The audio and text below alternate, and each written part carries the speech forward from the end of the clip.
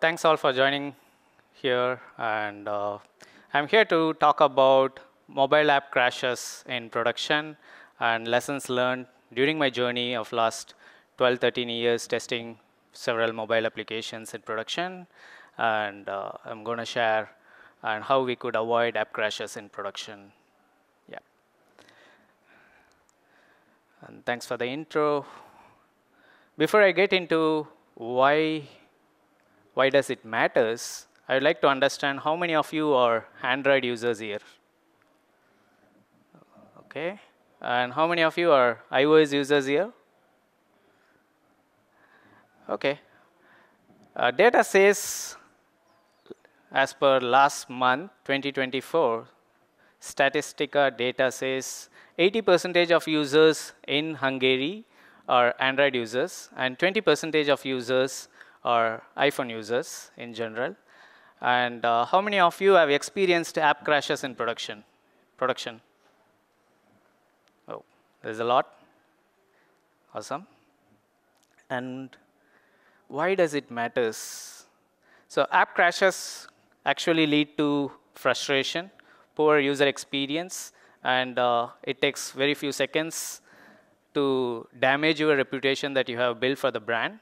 So it is very important to make sure we have crash-free user rate as less as possible, and keep having a tab on crash-free user rate for all the mobile apps that you ship to production is very important, and addressing user feedbacks, and it eventually converts into store ratings, app reviews, ranking of your mobile app, and eventually have poor reviews, so it will further reduce your search rankings on App Store and Play Store.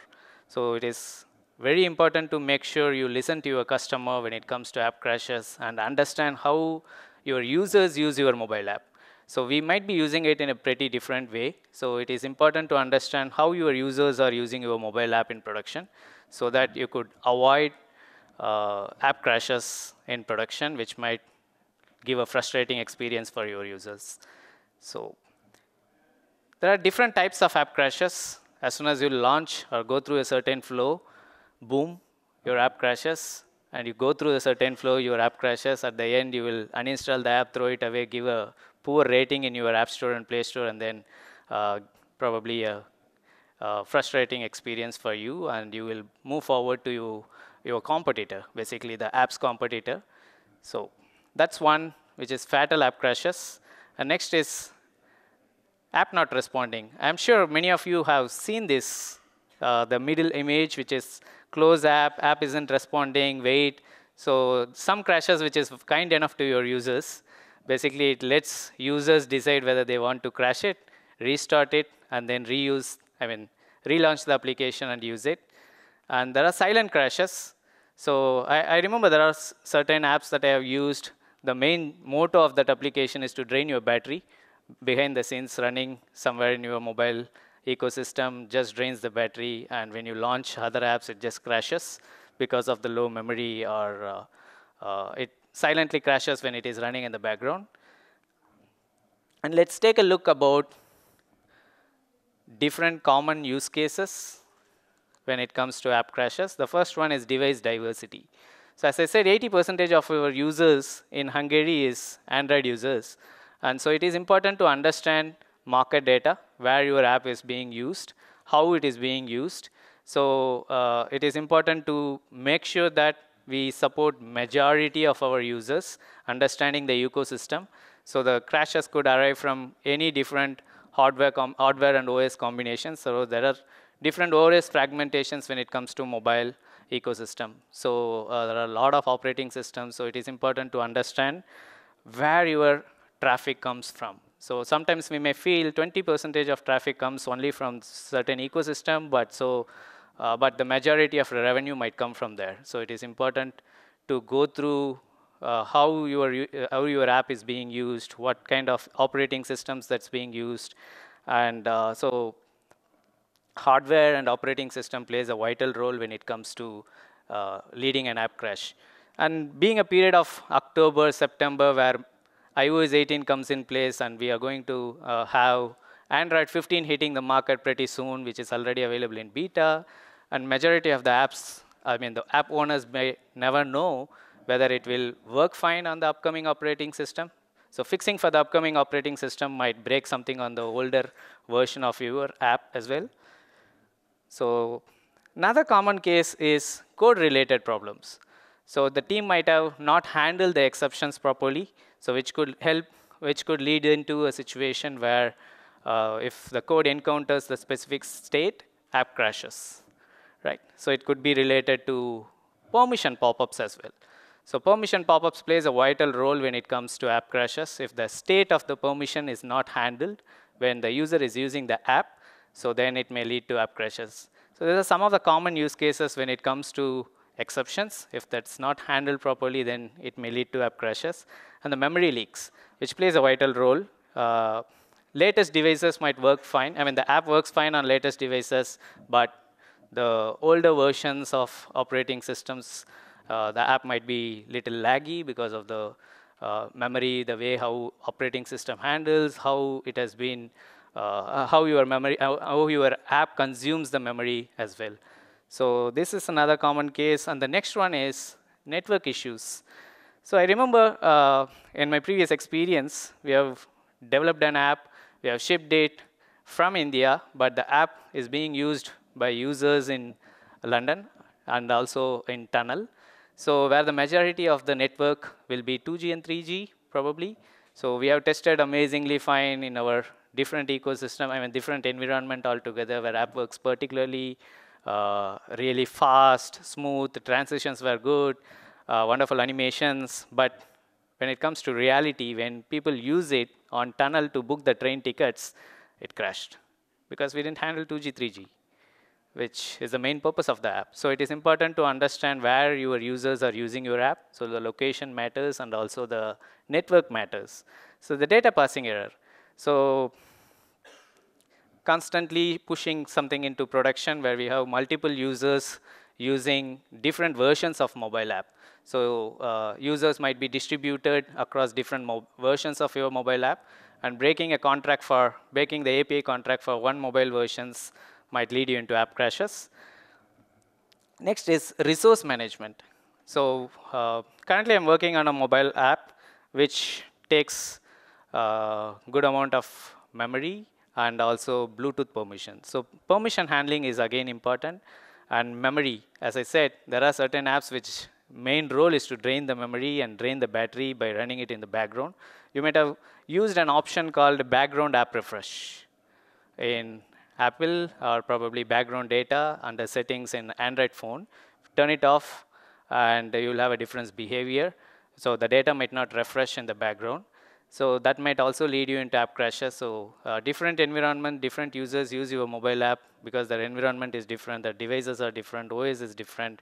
So all of these can attribute into app crashes. Another one, when you have so many app versions, I mean users distributed on different app versions that you have shipped to production, which might cause app crashes, which will eventually lead into flexible upgrade or probably force your customers to use latest app versions. So let's talk about prevention strategies, right?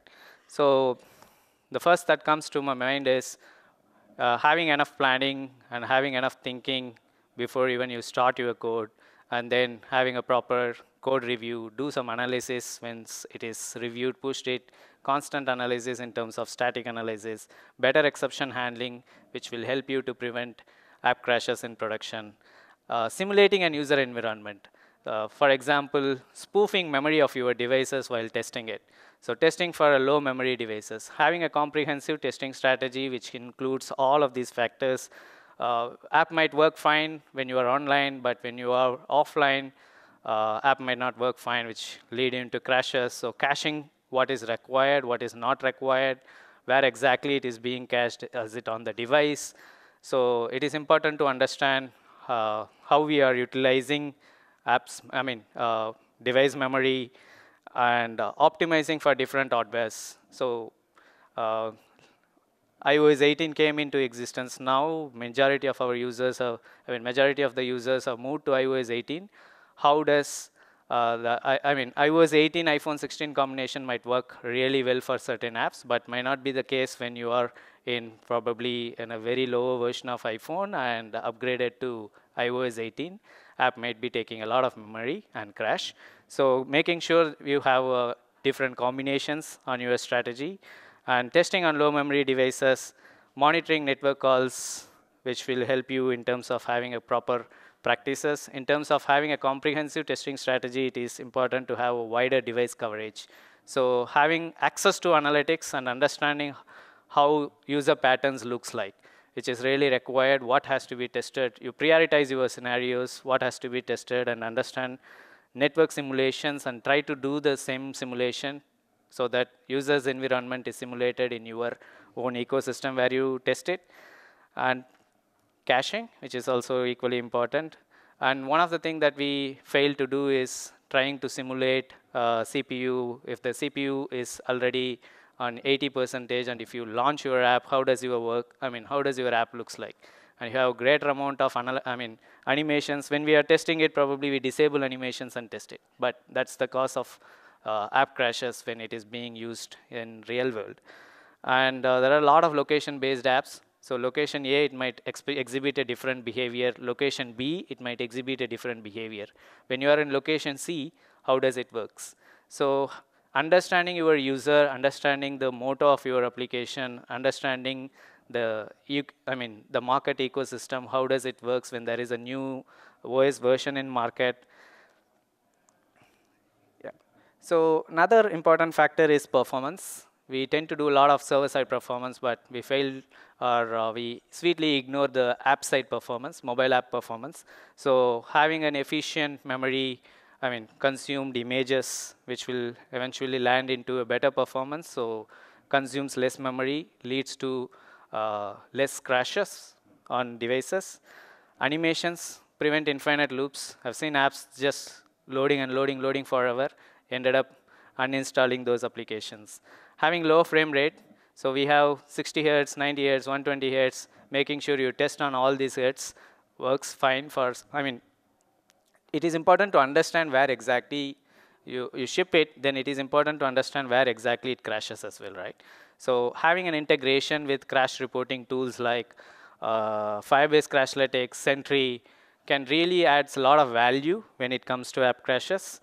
And another one is App Center. Key metrics to look out for when you have shipped to production. I will go ahead and check my app reviews. Is there any users who has written something about app review, crashes on the reviews, and which device it is coming from, which OS version it is coming from. And when it comes to metrics, how lower the crash rate is, which is how improved the app crash free user rate, ANR rate, which is not responding rate, version adoption, how many versions you have, how many people are in current version, how many people are still experiencing the crash that you have fixed in current version but in the older version.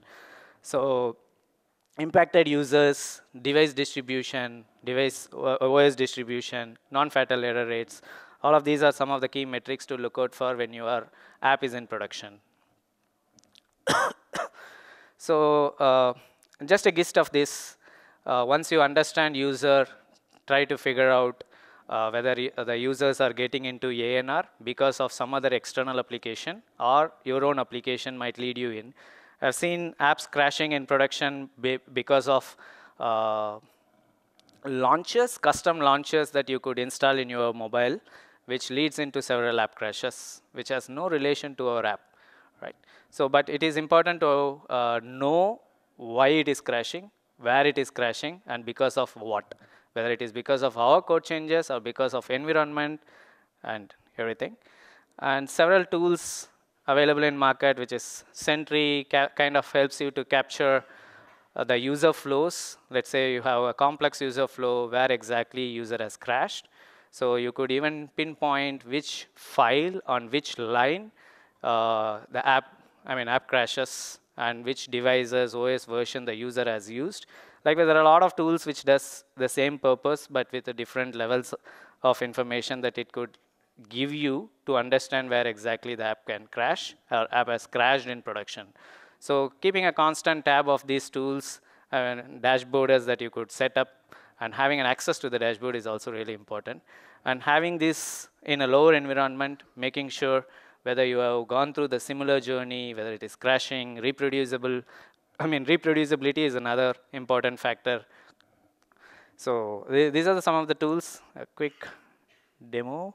So it's just an user interface. In Sentry, it could help you to log all different kinds of crashes. And you could see that there's a couple of crashes which happen on Android. Application not responding. If you go inside it, it will give you detailed events to understand which line of code that which line of code had caused this ANR, and this event can come from which device, which user.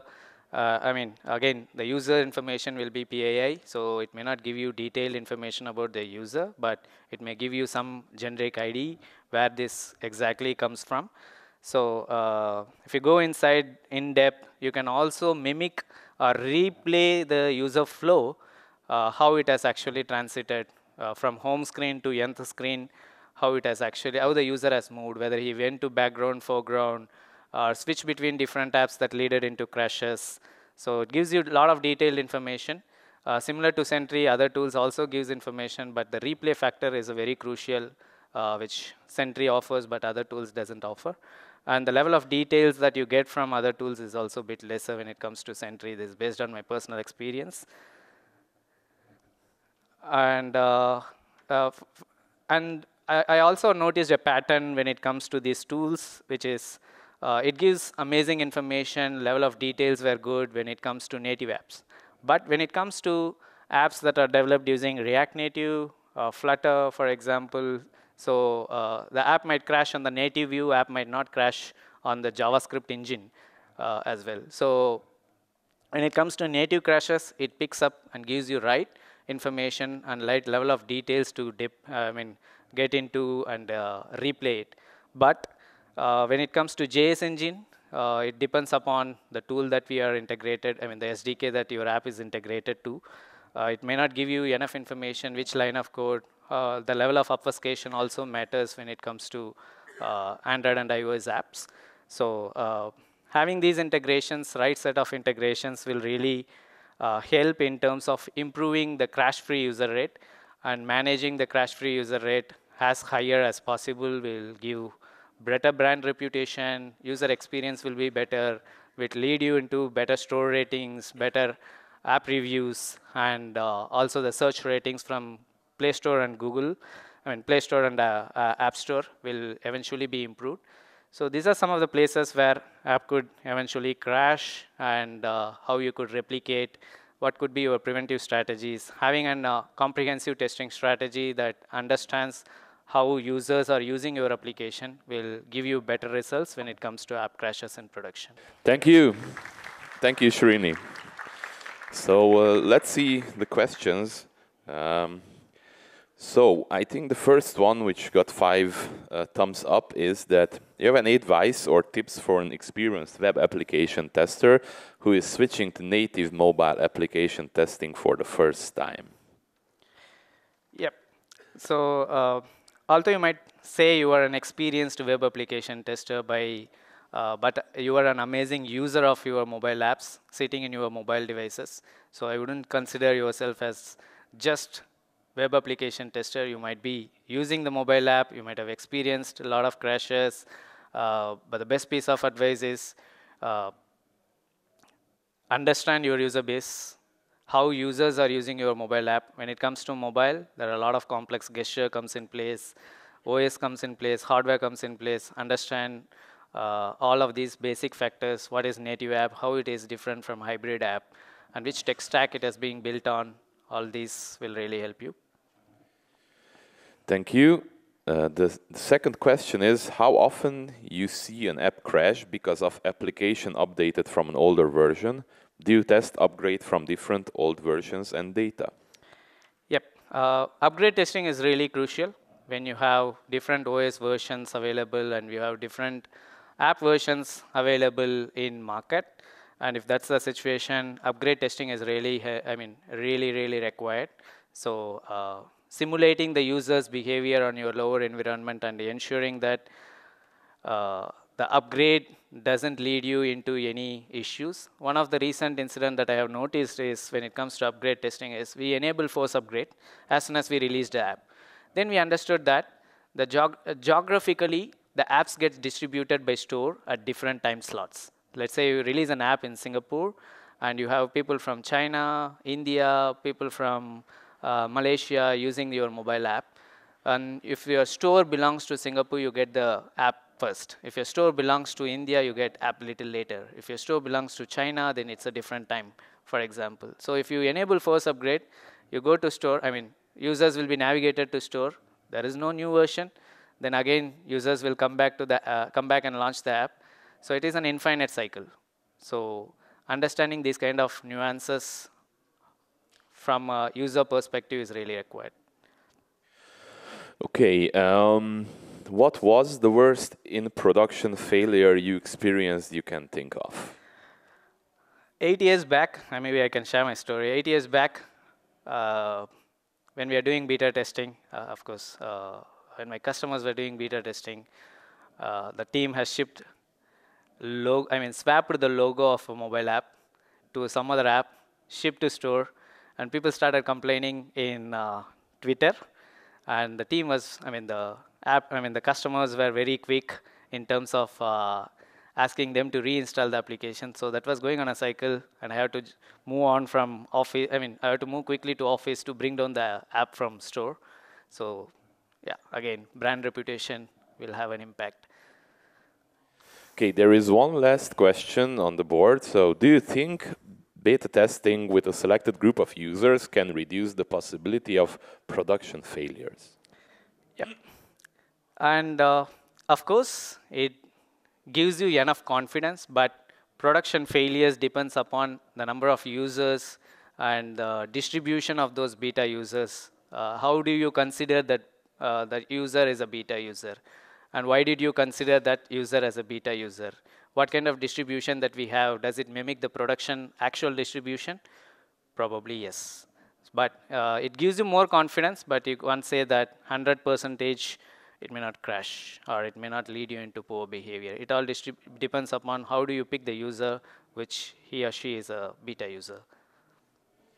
Okay, so thank you, Srini, for being here with us at Hillstep. So thank you very much. Once again, a big round of applause for Srini. Thank you all.